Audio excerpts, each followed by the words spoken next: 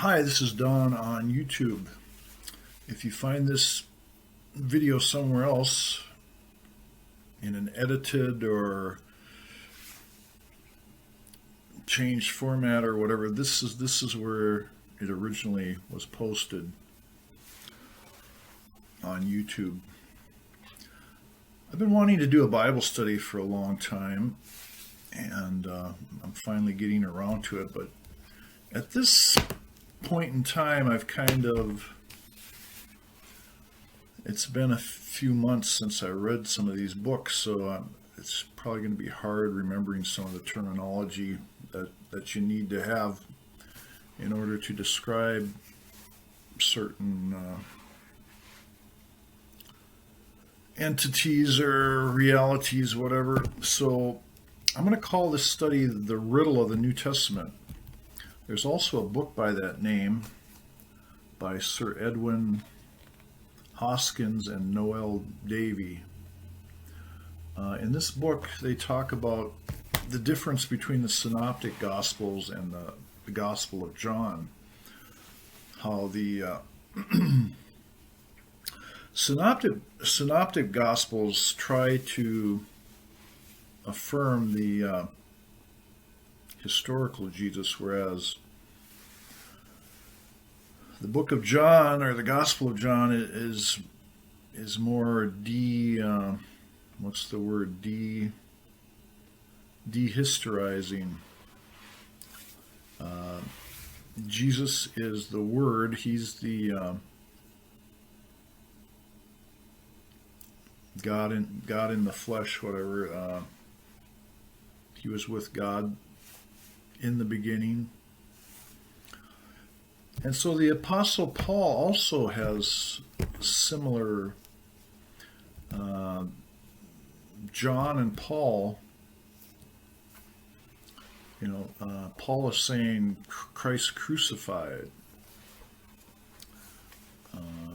He kind of doesn't focus too much on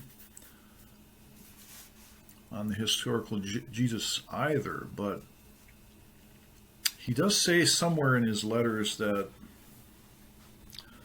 there were like 400 witnesses to Jesus. He's not just pulling the stuff out of the midair, making up some theological baloney, so to speak.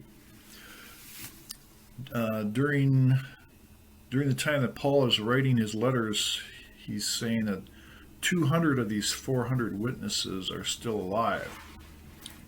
The other portion has since left the scene. But there is some basis for these stories in the Gospels and things. They're just not. They're not just.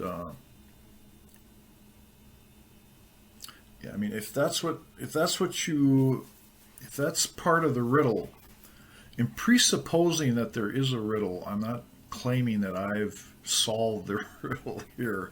I'm just kind of bringing out some things that you haven't heard in church.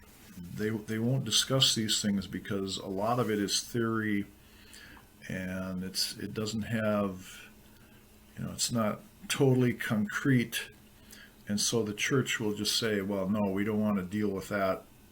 So they kind of stick with the theology of Paul, or whatever, what we would call the Catholic epistles or whatever. That's what they focus on. So the two books I want to use in this study, the first one is The Making of the Bible by William Barclay. Really good tierce material. It's only 94 pages long. It's a paperback book. And the other book is called The Unfinished Gospel by Evan Powell. And the subtitle is Notes on the Quest for the Historical Jesus. So when you read this book, obviously, there were other books dealing with the historical Jesus, although I must say that that one is the one you probably want to read first if you read any books on the subject at all. But the first guy to have really focused on that topic, the quest of the historical Jesus, was Albert Schweitzer, quite famous work.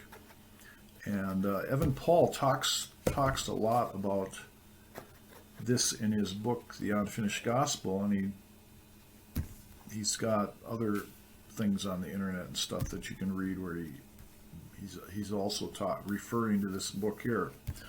So I'm not going to be going into this book at all, although I've read that at the same time as some of these other works.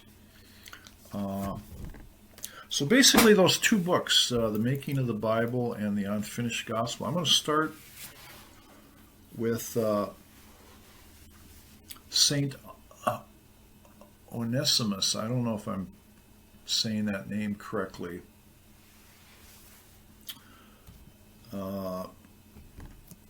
With a theory about how the Catholic epistles became a part of the New Testament. So that's one riddle. Actually, in that instance, I think we have solved that part of the riddle of the New Testament, but it's still a theory. Not everybody's going to accept it. And then in the next video, I'm going to focus on the Unfinished Gospel, what that's talking about. So I'm not going to go into any detail here in the introduction, but just try to keep these videos short so that people don't lose interest in what I have to say. I'm sure it's going to be a very interesting and enjoyable series of videos. So stay tuned.